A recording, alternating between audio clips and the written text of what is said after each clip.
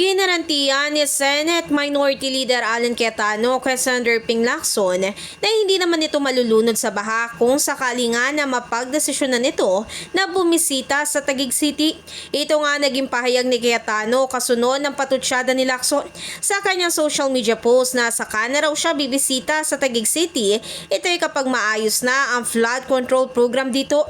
Biro ni Lacson, matagal na raw siyang walang practice sa pagsiswimming kaya baka sa tubig baha pa raw siya malunod. Hindi naman po ako ang secretary ng DPWH, hindi ako regional director, ni hindi ako engineer.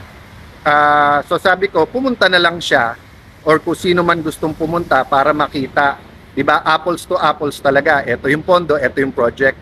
Ang sagot niya, saka na kasi hindi daw siya nagpa-practice mag-swimming, baka daw malunod siya sa baha. Well, Senator Lacson, hindi ka malulunod sa baha sa Taguig, malulunod ka sa katotohanan. Yan ha, pagpanay kasinungalingan ang nakakalunod yung katotohanan. Kamakailan binanggit nga ni Lacson na may 5 silang case studies ng di umano'y ghost project sa baluarte ni Cayetano. Kaugnay nga nito inihain na ni Lacson sa ombudsman ang mga nakalap nilang ebidensya, bagamat niya ay handa naman daw siya magsalita sa Blue Ribbon Committee kung sakaling matuloy ang pagtala kay rito.